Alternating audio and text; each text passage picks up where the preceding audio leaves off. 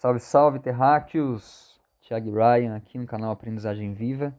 E eu senti de gravar esse vídeo assim, raramente eu faço isso já com a câmerazinha do YouTube, porque eu senti que era uma mensagem que está vindo com tanta força que eu não queria perder tempo com edição de imagem, nada disso. Esse vídeo é sobre banco de horas, ou seja, o valor que nós damos ao tempo humano. Eu venho falando muitas vezes que a nossa principal moeda, a nossa moeda que todo ser humano tem e é igualmente abundante e próspero, é a moeda da nossa atenção. Então, se a gente dá um passo atrás, a atenção ela é coordenada pelo tempo de vida. Então, se você tem tempo de vida, você tem a possibilidade de ter atenção em alguma coisa. Se você não tem tempo de vida, você não tem a possibilidade de dar atenção para nada, né? Então, nesse sentido, é muito difícil você medir a atenção de um ser humano, ainda que meu grande amigo Marcelo, ele desenvolveu um aplicativo que o aplicativo com o sensor consegue detectar as ondas cerebrais que você passa. Então, quanto mais tempo você passa numa onda alfa, por exemplo, um estado de meditação, um estado de relaxamento, mais moeda, mais valor você está adquirindo. Mas isso é um outro papo e eu acho que em algum momento eu vou estar trocando essa ideia com o Marcelo para explicar o conceito direitinho. O conceito que eu gostaria de estar apresentando aqui tem muito sentido, tem muito alinhamento com o trabalho do Edgar Kahn, que é um advogado americano que vem falando sobre time banking, ou seja, o banco do tempo. E, e eu, assim, recentemente cheguei no trabalho dele e confesso que foi, assim, paixão à primeira vista mesmo, amor à primeira vista, porque é um conceito muito universal. E parte do princípio que tudo aquilo que faz com que nós sejamos humanos, ou seja, as qualidades originais humanas, elas não têm preço, certo? Então significa que no sistema monetário elas também não têm valor. Então, por exemplo, quem que cuida das crianças? As mães, por exemplo, na maioria das vezes. Isso não é dado nenhuma, não é feito nenhum tipo de contabilidade, nenhum tipo de não há como a gente mensurar isso. No entanto, se alguém não fizer isso, né, seja a mãe, seja a avó, seja o próprio pai, a gente não tem uma sociedade saudável, a gente não tem uma comunidade saudável. Por quê? Se as crianças não forem dadas afeto, dadas educação, elas não forem cuidadas, elas vão crescer com um senso de desamor. E isso a gente sabe que que gera caos. Um outro exemplo é tudo aquilo que faz uma democracia funcionar, né? A boa vontade das pessoas irem lá e votar, a boa vontade das pessoas irem nas reuniões dos condomínios e discutir os assuntos nas assembleias, nas associações de bairro. E sem esses atos que são extremamente valiosos, eles não poderiam, nenhum desses sistemas poderia funcionar. No entanto, são atos que não são precificados, porque no sistema monetário esse sistema funciona sobre oferta e demanda. Então, se eu tenho alguma coisa que está em muita abundância e tenho pouca gente interessada, o preço vai abaixando, chega ao ponto de, né, perder e as pessoas estão dando ou jogando fora, né, para não, enfim, desestruturar essa economia financeira, economia monetária. E ao mesmo tempo, quando algo tá raro no mercado e tem muita gente atrás, seja lá uma fruta fora de época, esse valor vai lá para as cabeças porque, opa, tem mais gente querendo e tem pouco para oferecer. Então isso é a lógica do sistema financeiro monetário. Mas o que a gente está falando aqui é um outro conceito, é um outro paradigma e está ligado ao tempo de vida. O tempo de vida de qualquer pessoa não vale mais do que de outra pessoa. Não importa a função que ela esteja estabelecendo ou esteja realizando no mundo. Existe sim uma diferença que tem seres humanos que estão causando mais impacto social positivo e tem seres humanos que estão causando mais impacto social negativo e tem seres humanos que não, aparentemente não estão causando tanto impacto assim. Eu estou falando de pessoas que estão em casa, depressivas, que ficam na frente da televisão, ficam sem saber qual que é a sua função no mundo. Então, no sentido assim que para aquele ser humano a hora talvez para ele a hora de vida dele não valha tanto, mas no sentido humanitarista da vida, a hora de todos os seres humanos vale a mesma coisa. E talvez esse ser humano que está ali sem função ou sem entender para que ele veio nessa terra, para que ele nasceu nessa vida, o que esteja faltando para ele é um sistema que realmente comece a dar valor para aquilo que tem valor, só que não tem preço. E aí entra o conceito de tempo, do banco de tempo, né?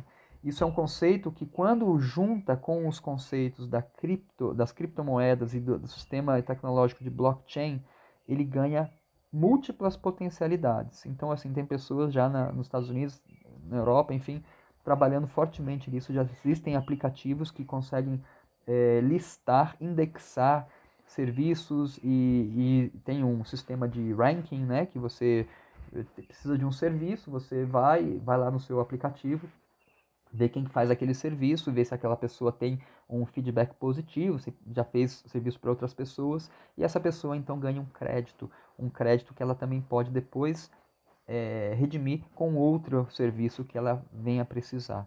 Então é um sistema que sim, dá para a gente estar pensando a nível global, mas ele funciona muito nas nossas localidades, né? Então aqui na localidade que a gente está vivendo, a gente já fez um ensaio de uma moeda complementar chamada Candeia. No entanto, ela ainda era uma precificação das coisas, era só um paralelo ao real, né? Então, uma candeia é R$ 1. No entanto, eu estou percebendo que esse sistema que está atrelado ao tempo, ele é muito mais disruptivo, porque, de novo, o tempo de uma pessoa vale o mesmo tempo de que uma outra pessoa.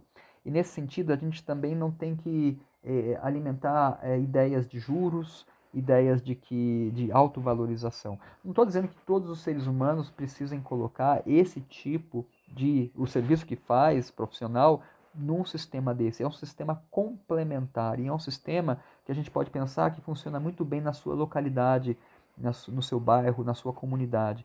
Por quê? Porque é onde a gente vive, é a base da sociedade, né? Começa indivíduo, família, depois comunidade.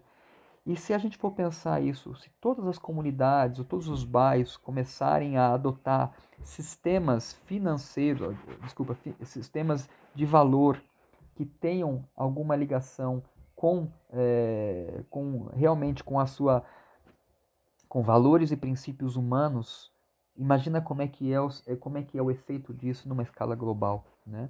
Então eu não preciso estar pensando que eu vou comprar um negócio que vem lá da China e eu vou trocar com o tempo. Talvez um dia a gente chegue nisso, não sei.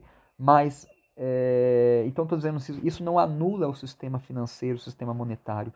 Mas em tempos que parece que o novo normal, que é cada vez que as pessoas sejam mais distantes e que é cada vez que as pessoas estejam assim trocando menos e menos com os outros, isso parece que vai contra a nossa humanidade intrínseca, né? Eu vou gravar um outro vídeo para falar um pouquinho de imunidade e como é que é necessário a gente ter contato com o meio ambiente, inclusive estar exposto a vírus e bactérias para que o nosso sistema imunológico possa se desenvolver fortemente. Mas isso é um outro assunto.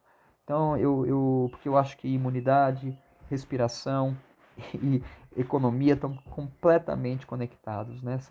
Todos são mecanismos de troca do meio para o ser, do ser para o meio. Então é isso, o recado é esse sobre bancos de hora e eu vou estar atualizando vocês na medida que aqui, como eu falei, a gente for desenvolvendo melhor esse exercício. Eu vou estar atualizando vocês como é que isso está funcionando ou não, ou o que não está funcionando, quais são os percalços que isso tem, porque eu acho que isso pode ser um estudo de caso muito importante para que você possa aplicar aí no seu bairro, ou às vezes está tendo um andar do seu prédio, do seu escritório, enfim. Isso pode ser feito em qualquer localidade onde as pessoas estejam pelo menos a fim de tentar algo novo, de ter acesso a serviços e produtos, né? Só que por algum motivo se sintam inspiradas a cocriar algo que não esteja necessariamente atrelado a um sistema financeiro, monetário, que é finito, que é limitado e que, numa escala global, parece que cada vez as pessoas têm tido menos acesso. E lembrar que quando a gente dá uma esmola, um auxílio emergencial ou qualquer coisa assim, a gente está dizendo para aquela pessoa: é, eu estou cuidando de você. Só que aquela pessoa, isso eu ouvi quando eu vivi na Inglaterra, é muito fácil aquela pessoa se acomodar numa situação onde ela tenha lá os seus, os seus auxílios emergenciais, sejam quais forem. No Brasil é pouco, mas em outros países é mais. E não, de novo, ficar naquela escala de que ou ela não causa impacto social nenhum positivo, né? Talvez ela não vá para o crime, não fique assim, mas ela também está naquele estado letárgico. E talvez essa pessoa, talvez não, essa pessoa tem muito potencial, só que ela ainda não descobriu. Por quê? Porque a gente não criou um ecossistema que pode dizer para aquela pessoa, olha, e que tal, né, em troca desse auxílio emergencial, você fazer alguns trabalhos que vão causar um impacto social na sua comunidade, né? Seja levar uma senhora para fazer compras, seja cuidar de uma criança, seja ensinar inglês para alguém, ensinar música para alguém, ou ensinar poesia, ensinar escrita. Todo mundo tem uma habilidade, nem que seja a habilidade de você fazer companhia. Então, nesse sentido, todos nós somos igualmente milionários. A gente só precisa agora trabalhar esse ecossistema para que a gente compreenda como isso pode ser feito a nível, primeiro local, né? E depois essas localidades começam a conversar com outras localidades para que um dia a gente chegue na nossa aldeia global. Gratidão pela atenção. Espero que esse vídeo tenha te inspirado. Se você se sente inspirado por esse tipo de conteúdo, né, considere se inscrever no canal. Dá um joinha, ativa o sininho se você quiser receber as notificações de quando tiver vídeo novo. Tamo junto.